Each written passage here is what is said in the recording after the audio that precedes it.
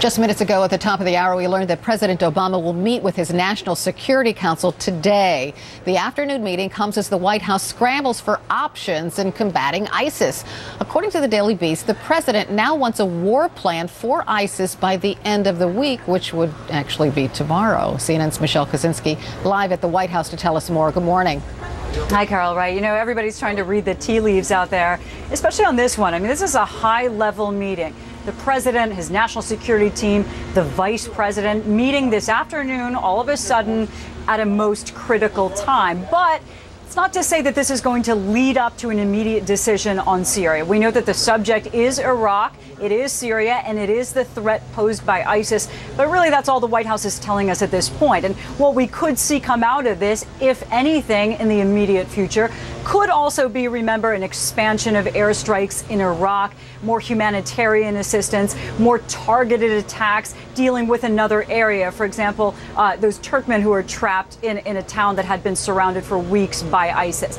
But we know that the president has also been considering what options will be available in terms of Syria.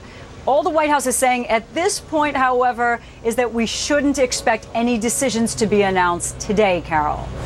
All right, Michelle Kaczynski reporting live from the White House. Perhaps one of the most effective ways to defeat ISIS is to hit them where it hurts the most, right in the bank account, so to speak. It is astounding how this awful terror group funds its terror operations. According to the Wall Street Journal, ISIS funds itself largely through criminal activity like extortion. ISIS often forces Christian groups to pay them protection fees. ISIS also enriches itself by collecting ransom for hostages. The terrorist group has taken control of oil supplies and sells fuel to some Arab countries. I'm not kidding. And it accepts money from Arab donors. The question is it possible to bankrupt ISIS? With me now, Peter Beinart, CNN political commentator and contributing editor at Atlantic Monthly and Senior Fellow at the New America Foundation. Also with me, David Gartenstein-Ross, I apologize, a Senior Fellow at the Foundation for Defense of Democracies. Welcome to both of you. Thanks. Thanks for being here. Peter, I want to start with you. How would you go about bankrupting ISIS? I mean, it seems to me that the key are the regional countries around ISIS, particularly the Sunni ones. We refer to these as U.S. allies, but some of them are not as close to the United States as they were. But this is where a lot of the money is flowing from, often from private people. This is where the oil is being sold in some cases. So the question is, could you actually work with the Saudis, with other Gulf countries, with Turkey, in order to try to choke off some of this money that's flowing in? So is that possible, David?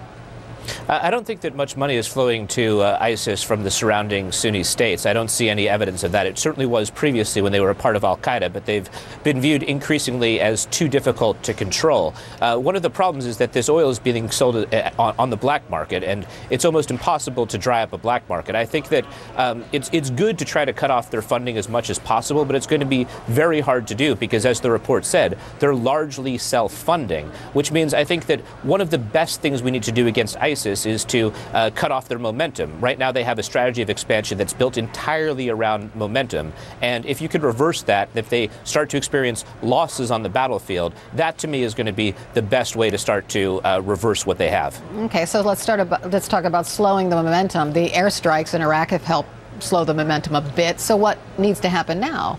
Well, I think the big question is... Wait, Peter, I'm sorry. The big question is, if America attacks from the air, who are our allies in Syria on the ground? In Iraq, they were the Kurds, and to a lesser degree, the Iraqi army. But Barack Obama himself has spent the last couple of years saying that we don't have good allies on the ground in Syria because the moderate, non-jihadi rebel forces are either too weak and divided, or because we can't really tell them apart from some of the jihadis anyway. So if we're going to have effective allies on the ground, I think it's incumbent on this administration to explain to us what has changed now so that we would actually have those allies, which they've been claiming we don't have. Well, some say there are moderate groups within Syria, David, that might help the United States, but others say, can you trust any group in Syria?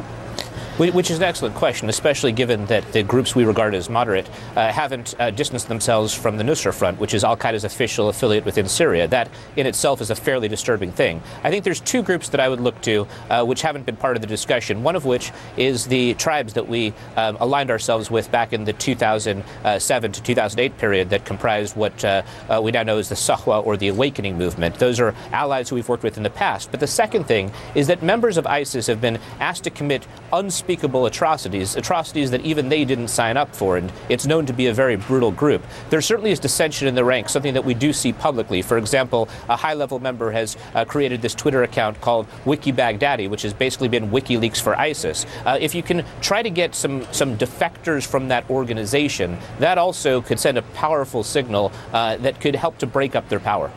Yeah, but to get defectors, you need intelligence on the ground, and I don't know how effective U.S. intelligence is on the ground in either Iraq or Syria, Peter. Right, probably not that effective right now. I think that but I think David is making a really interesting point, that there is ISIS has grown and grown because it has outer layers. It's, for instance, gotten a lot of defectors from Saddam Hussein's former regime in Iraq, people who have maybe become newly religious, but were not so long ago actually relatively secular members of the Ba'ath Party, but who were deeply alienated from the Shia regime in Iraq, or on the Syrian side from the Alawite regime in Syria. So the question is there a strategy to start to peel away some of these groups from a core leadership which is incredibly ideological and incredibly brutal, and maybe has an agenda that not even everyone in ISIS entirely signs up for? Well, David, could the big Sunni countries like Saudi Arabia and Jordan help with that? Absolutely, they could. They could help by serving as a liaison to certain individuals within the organization, or even groups within the organization that are willing to defect and to make public their defection. That's one role that they can play. They can also provide safe haven, which is something that, frankly, they've been doing for some time to various dissidents from the region. Both of those would be helpful in terms of fomenting the unrest within the organization. All right, Peter Beinart and David Gartenstein-Ross, thanks to both of you. I appreciate it.